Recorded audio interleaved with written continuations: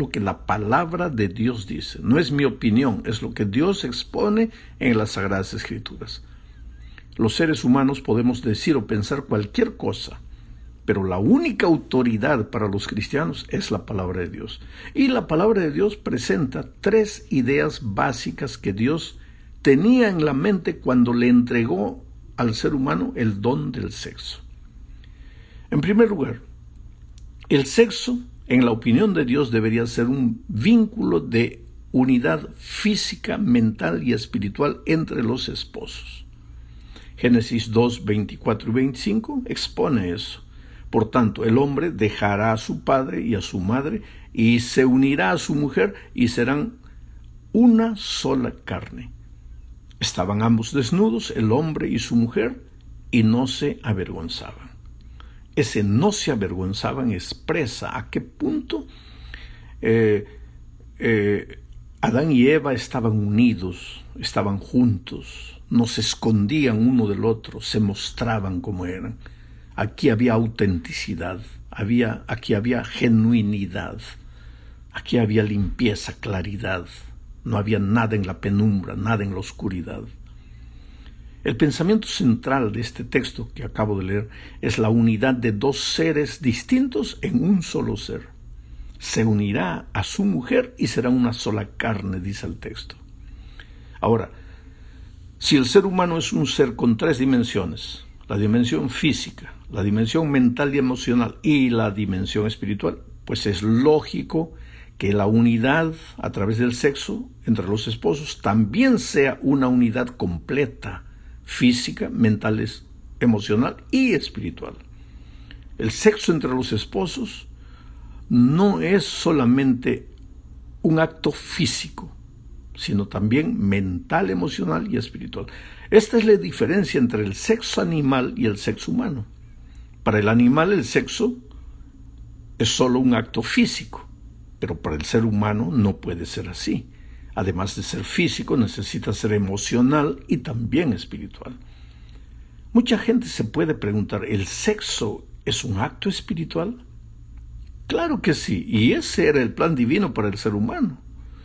Para Dios el sexo es tan puro, limpio y sagrado que en el Antiguo Testamento, cuando quiere identificar a sus hijos como miembros de su pueblo, los marca en el órgano sexual, a través de lo que llamamos la circuncisión. Dios no marca a sus hijos en el corazón, ni en la frente, ni en las manos, que para los seres humanos podrían parecer lugares más nobles. Lo marca en el sexo. Y en el Nuevo Testamento, cuando Dios quiere ilustrar el tipo de relación pura y sagrada que desea cultivar con su iglesia, usa la figura del esposo y de la esposa. Cristo es el esposo, su iglesia la esposa. Efesios 5, 24 al 26 dice, así que como la iglesia está sujeta a Cristo, de igual manera las esposas lo estén a sus esposos en todo. Esposos, amen a sus esposas, así como también Cristo amó a la iglesia y se entregó a sí mismo por ella, a fin de santificarla, habiéndola purificado en el lavamiento del agua con la palabra. ¿Te das cuenta? Esa es la idea que Dios tiene del sexo. El sexo para Dios no es apenas un acto físico, sino también emocional y espiritual. Eso nos lleva al segundo propósito del sexo.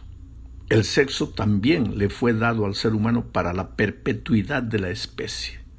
Génesis 1, 22 dice, y los bendijo Dios diciendo, sean fecundos y multiplíquense, llenen las aguas de los mares y multiplíquense las aves en la tierra.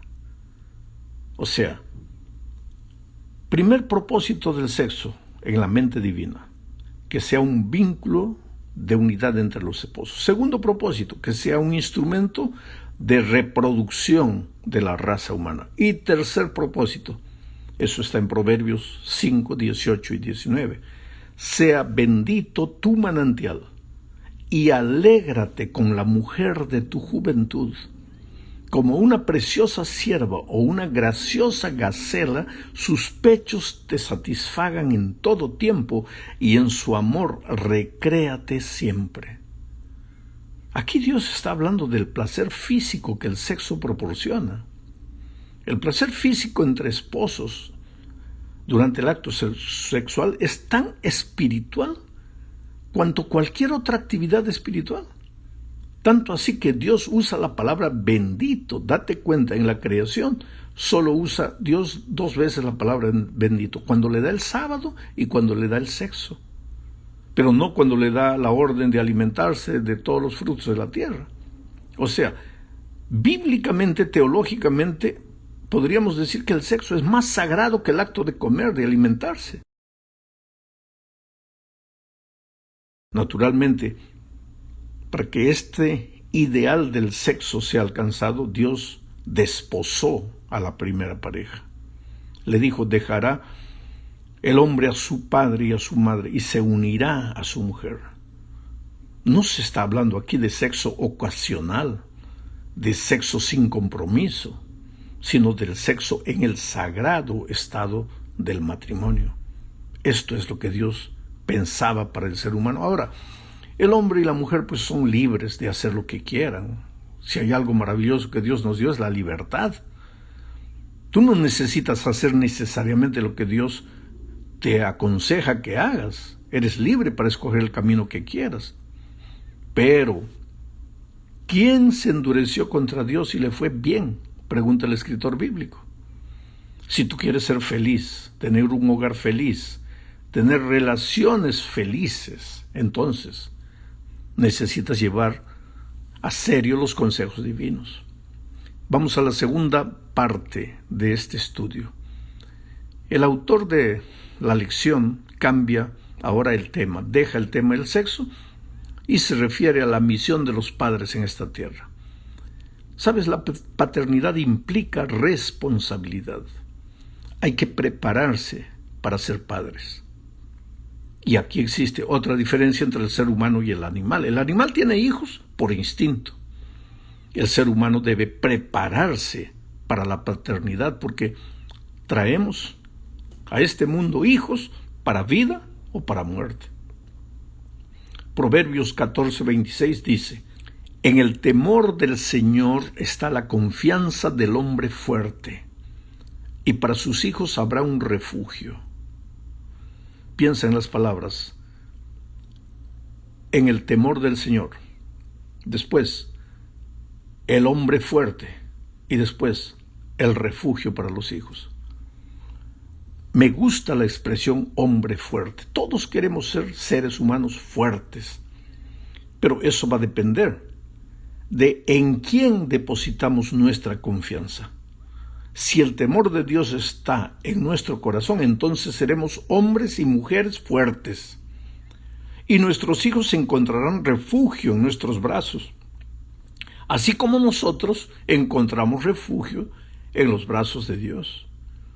La palabra que debe hacernos pensar aquí es refugio. ¿Cómo necesitan hoy nuestros hijos de refugio? Afuera hay maldad, violencia, mentira, hipocresía, deshonestidad. Y yo pregunto, ¿y adentro, en nuestro hogar? Esa es la pregunta que necesita ser respondida. Sabes que los padres tenemos el deber de proyectar sobre nuestros hijos la imagen correcta del Padre Celestial. Porque si les enseñamos a nuestros niños que Dios es nuestro Padre que está en los cielos, el niño va a tener la idea de Dios de acuerdo a la idea de padre que tú le proyectas, porque Él te llama a ti papá, tú eres su padre. Ahora, ¿qué tipo de padre eres tú para tu hijo? Aquel padre radical, intransigente, castigador, sin misericordia. Aquel padre orgulloso, terco, que no da el brazo a torcer, que no cambia de opinión. Esa es la imagen de papá que tú le proyectas a tus hijos. Pues cuando ellos crezcan van a pensar que Dios es así, intransigente, duro, radical, que no perdona, que castiga. Por otro lado, si tú eres un padre indulgente, negligente, un padre que no establece reglas para sus hijos, que todo lo que ellos hacen está bien, No sabes decir no, no sabes decir sí en el momento correcto. Tus hijos crecen, pues van a pensar que Dios es así, que Dios nos dio libertad y nos ama y podemos hacer lo que queremos, que para Él todo está bien. Solo que la vida se va a encargar de enseñarle a golpes que esta vida tiene reglas, que en el tránsito hay luz roja y hay que parar de vez en cuando. Entonces nosotros como padres tenemos la responsabilidad de proyectar a nuestros hijos la imagen correcta de Dios. Vamos ahora a la tercera parte. Seguiremos hablando aquí de la responsabilidad de los padres, pero esta vez el autor se detiene a hablar de la disciplina. ¿Sabes? La disciplina es un factor importante en la formación de los hijos. Proverbios 23, 13 y 14 dice: no rehúses corregir al muchacho. Si lo castigas con vara, no morirá. Tú lo castigarás con vara y librarás su alma del Seol. El Seol es el sepulcro, la muerte. Sabes que este es un asunto muy delicado y muy discutido hoy. ¿El castigo es disciplina? Voy a hacer la pregunta de otra manera. ¿La disciplina implica castigo? Este es un asunto, vuelvo a repetir, muy delicado. Evidentemente, el lenguaje bíblico de aquellos tiempos es uno. Lo que Salomón está diciendo es: corrige a tu hijo. Tienes que saber cuándo decirle sí, cuándo decirle no. Ahora, la sierva del Señor tiene un consejo que me ayuda. Dice que el niño debe aprender a obedecer antes que a raciocinar. ¿A qué edad ya comienza a raciocinar? A los 3 años, tal vez. Pues hasta ahí el niño ya debe haber aprendido a obedecer casi por instinto. Hay que saberle decir no al niño. No todo lo que hace está bien hecho. Y nosotros como padres tenemos la responsabilidad de enseñar. Solo que la instrucción, la enseñanza, la disciplina implica enseñanza. No hay disciplina sin enseñanza. Si yo tuviera que buscar un sinónimo para la disciplina, sería enseñanza, instrucción. Por eso en otra parte Salomón dice: instruye, enseña, disciplina al niño en el camino que debe andar, y cuando fuere viejo no se apartará, no se olvidará. Veamos otro texto de Salomón, Proverbios 10, 17. El que guarda la disciplina está en el camino de la vida, pero el que descuida la reprensión hace errar. Necesitamos entender que todos los seres humanos venimos al mundo con naturaleza pecaminosa y que esa naturaleza es egoísta. Yo siempre digo que de niños somos egoístas auténticos y de grandes aprendemos a disfrazar nuestro egoísmo. Ahora, la solución para el problema del egoísmo es la transformación de la naturaleza.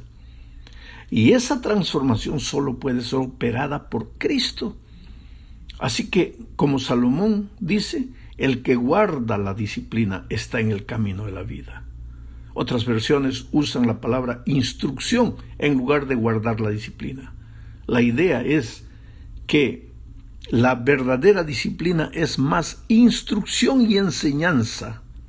Por eso el mismo Salomón, como ya dije, dice, enseña al niño, instruye al niño, disciplina al niño en el camino. El camino.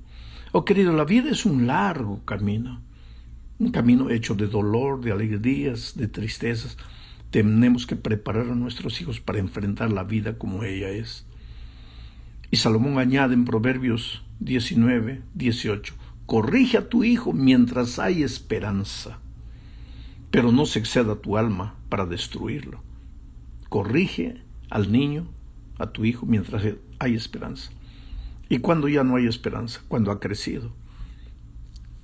Por eso el niño tiene que aprender el camino cuando es niño. Cuando es grande, ya es tarde. Ahí solo te resta orar y llorar. ¿Orar para qué? Para que Dios lo haga recordar las instrucciones que recibió cuando era niño. En la cuarta parte de este estudio se habla de la importancia del buen humor en la familia. El hogar es un refugio donde tantos padres, esposos, hijos nos escondemos de las tribulaciones propias del mundo en el que vivimos. Es triste, ¿sabes?, cuando alguien llega a casa y todo lo que encuentra es mal humor y discusiones. Por eso Proverbios 21:9 dice: mejor es vivir en un rincón de la azotea que compartir una casa con una mujer rencillosa. Es interesante que Salomón usa un poco de ironía en este consejo. Imagina a alguien prefiriendo dormir en un rincón de la azotea que en su dormitorio. Ahora, el problema aquí no es la esposa. Puede ser también el esposo, o el padre, o el hijo. Y muchas veces el suegro o la suegra que viven con la familia. Creo que todos tienen que colaborar para que el hogar sea un verdadero nido de amor. El problema es el carácter. Tenemos un carácter deformado. No tenemos más el carácter que teníamos cuando salimos de las manos del Creador. Y nuevamente aquí la única solución es Cristo. Por eso Jesús un día dijo: venid a mí todos los que estáis trabajados y cansados. ¿Trabajados y cansados de qué? Pues de luchar, de pelear, de llorar, de gritar. Así no se resuelve nada. Ven a mí, dice. Aprende de mí, que soy manso y humilde de corazón. Y cuando hayas aprendido a ser manso y humilde como yo soy, entonces encontrarás descanso para tu alma. Pero ese descanso solo viene cuando has aprendido a ser manso y humilde. ¿Y cómo necesitamos en la casa, entre esposos, entre padres e hijos? ¿Cómo necesitamos aprender a ser mansos, a tener el carácter de Jesucristo? Llegamos ahora al fin de este estudio hablando de una vida verdaderamente rica. El capítulo de Proverbios que deberíamos estudiar es el capítulo 31, los versículos 10 al 30. El texto menciona una serie de cosas que deberían aparecer en la vida de una mujer virtuosa. Él empieza diciendo: mujer virtuosa, ¿quién la encontrará? Vuelvo a repetir, aquí también podría ser el hombre virtuoso, no es solo la mujer. No voy a entrar en detalles, los detalles que menciona Salomón en esos versículos, son muchos versículos. Pero voy a leer y comentar dos versículos que para mí son claves. Los versículos 10 y el 30. El 10 dice: mujer virtuosa, ¿quién la hallará? Porque su valor sobrepasa a las perlas. Después del versículo 30, engañosa es la gracia y vana es la hermosura. La mujer que teme al Señor, ella será alabada. El pensamiento central de estos dos versículos es que el hombre o la mujer virtuosos son el fruto natural del temor de Dios y no de vivir preocupados en las exterioridades de lo que se ve. A través de las Escrituras aprendemos que el temor de Dios es el principio de la sabiduría. El temor de Dios es un tema importante a través de todo el Antiguo Testamento. Pero Jeremías 5:22 dice: a mí no me temeréis, dice Jehová, no os amedrentaréis ante mí. ¿Qué significa eso? ¿Debemos temerlo o no? La palabra temor en el Antiguo Testamento es derivada de palabras hebreas yirá, yaré, pachad, que en realidad significan miedo, terror o pavor. El idioma hebreo es bastante claro. El temor de Dios es el asombro que la criatura siente delante de la majestuosidad y la grandiosidad de su Creador. Ahora, las buenas noticias son que el temor de Dios es solo el principio de la sabiduría. Tenemos que conocer el otro lado del temor de Dios, y ese lado es que el amor de Dios manifestado en Jesús tiene el poder de desterrar ese temor.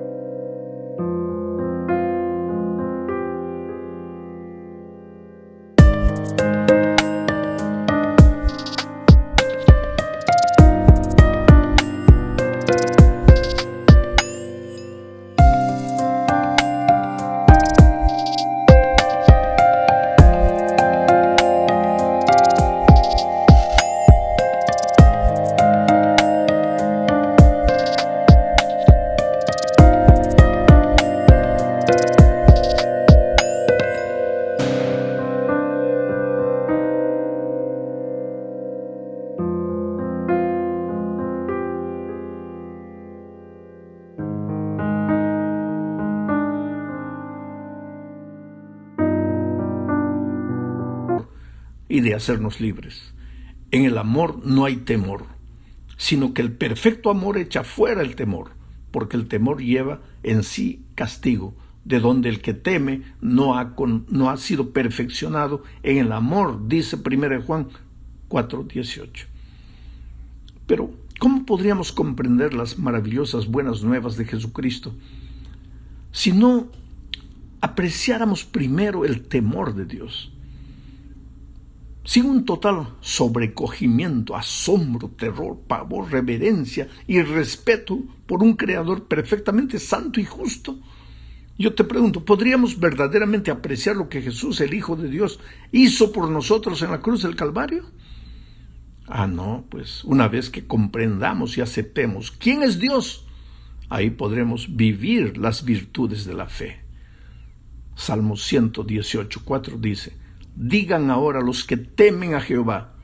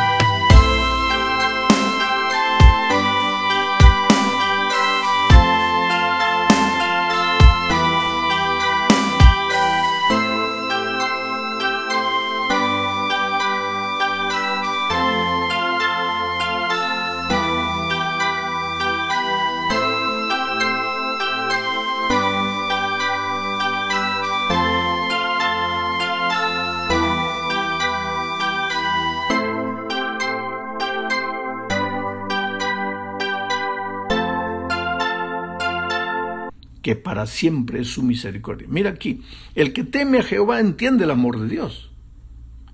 Y Salmo 147:11 dice: se complace Jehová en los que le temen y en los que esperan en su misericordia. Nuevamente, los que temen a Jehová entienden el amor de Dios.